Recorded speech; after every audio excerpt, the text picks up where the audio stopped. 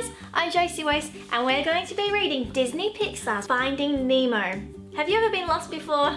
It's not very fun. Well, here we go.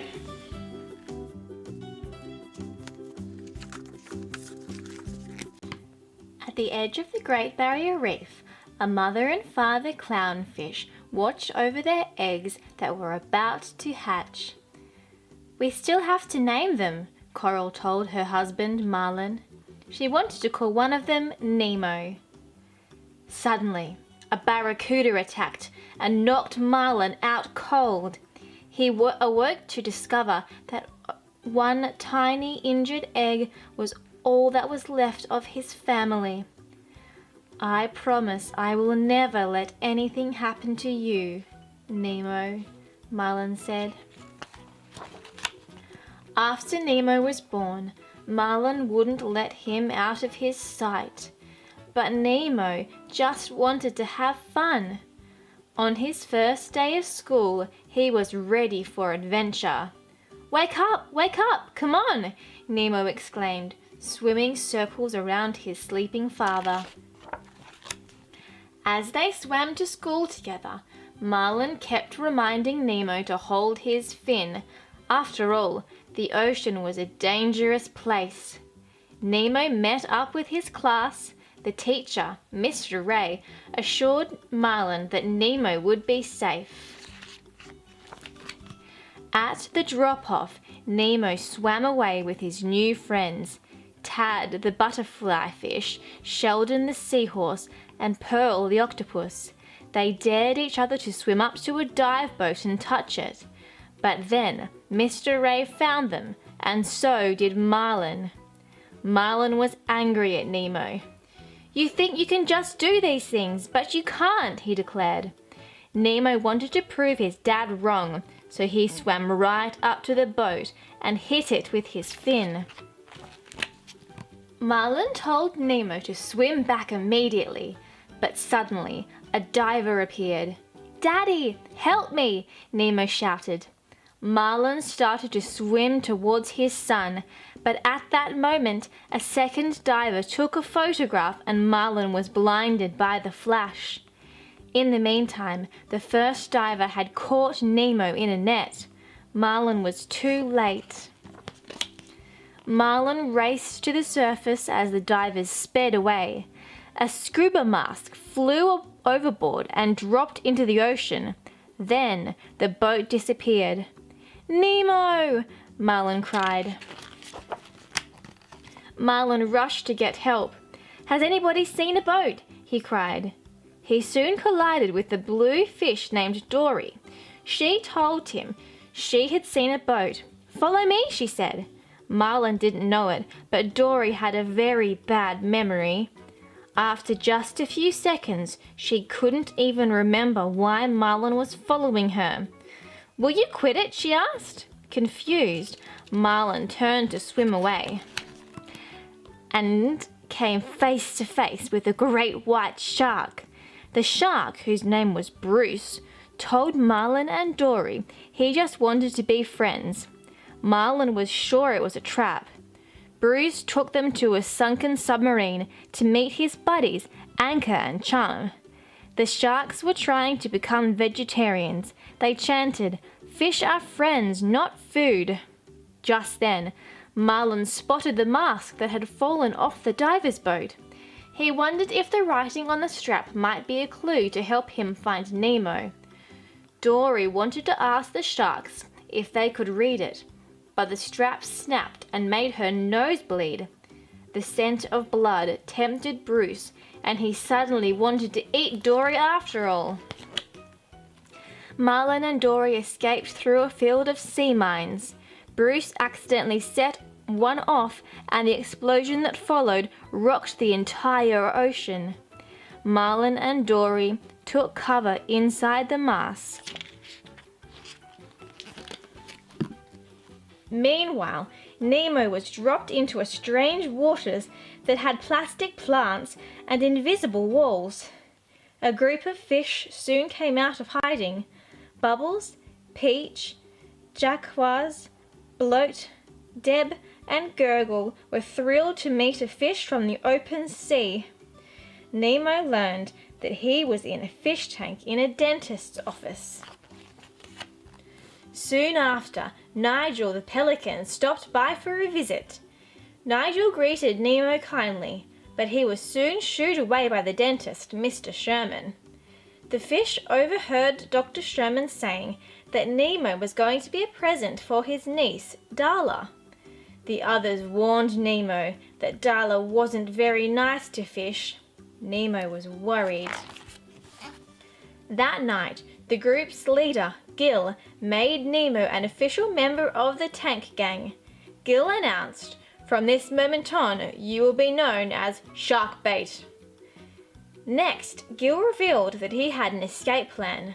First, Nemo would break the tank's water filter. That would force the dentist to remove them all and place them in plastic bags while he cleaned the tank.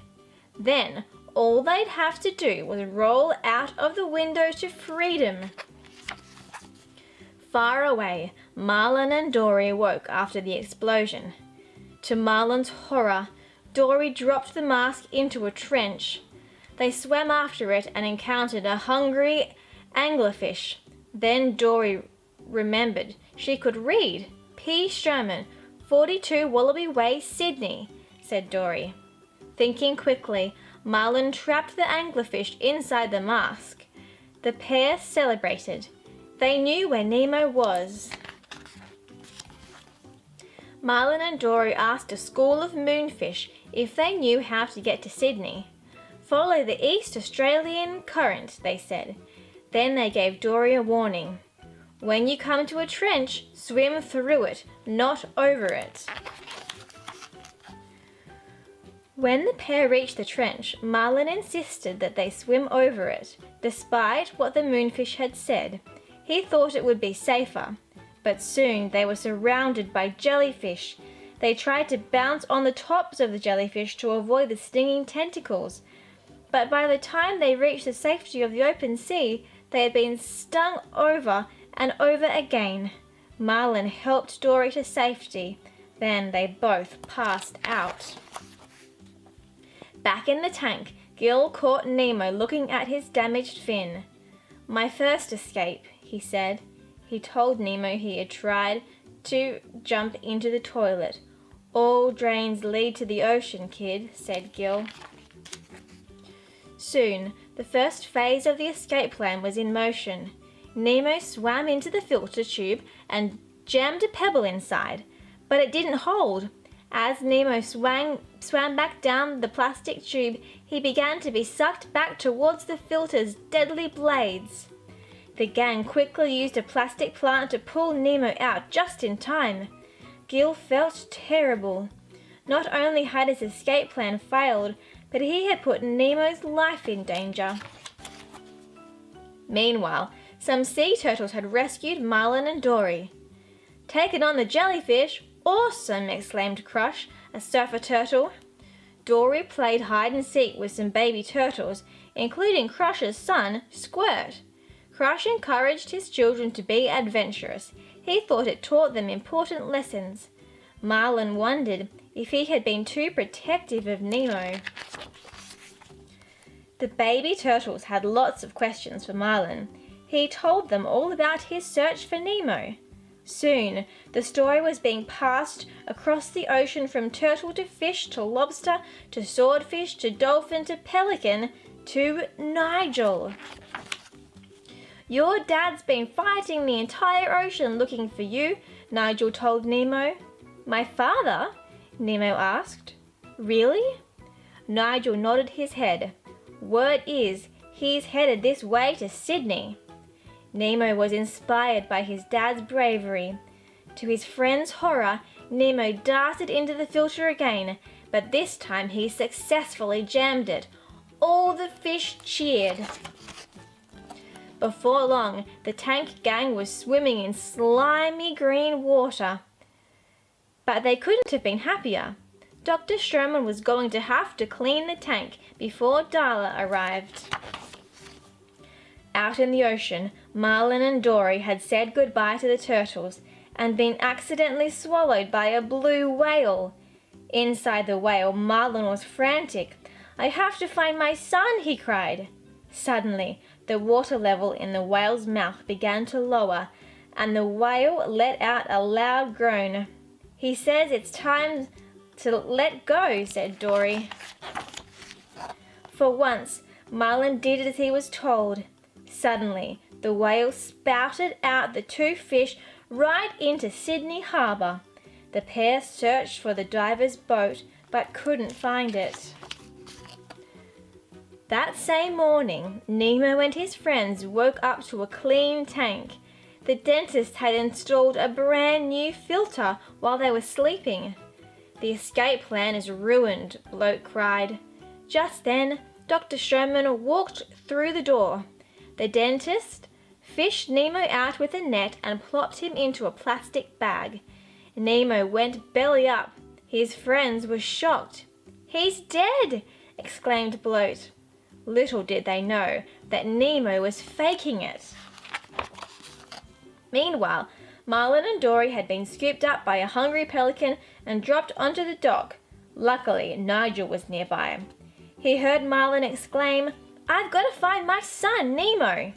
Nigel instantly knew who Marlin was and wanted to help him. "Hop inside my mouth if you want to live," Nigel whispered.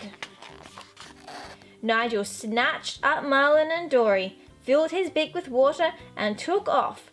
The hungry seagulls followed, but Nigel played a trick on them. The seagulls flew right into a sail.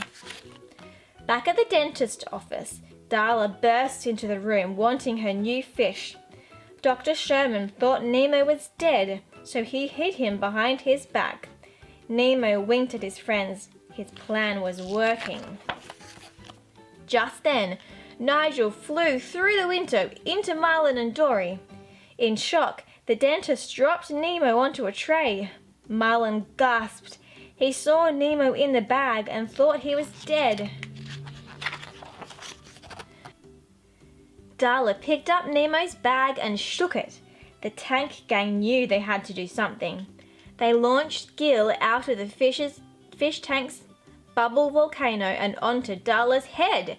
She screamed and threw the bag up into the air. When it landed on the tray, Nemo came tumbling out. Gil flipped himself onto the tray beside Nemo. "Tell your dad I said hi," he said. Then Gil smacked his tail on a dental mirror, catapulting Nemo over Darla's waiting hands and into the sink. The little fish escaped down the drain. Back in the harbour, Nigel dropped Dory and Marlin into the sea. Marlin was heartbroken. He thanked Dory for her help and sadly said goodbye. Dory would miss Marlin terribly. He had become like family to her. Meanwhile, Nemo rode the rapids through a water treatment plant. When he finally came out, he was greeted by 2 hungry crabs. Nemo quickly swam away. He had no idea that his dad was so nearby. Nemo soon met Dory. At first, she had no memory of who he was. When she finally did remember, Dory knew she had to reunite Nemo with his dad straight away. The crabs told her that Marlin had gone to the fishing grounds.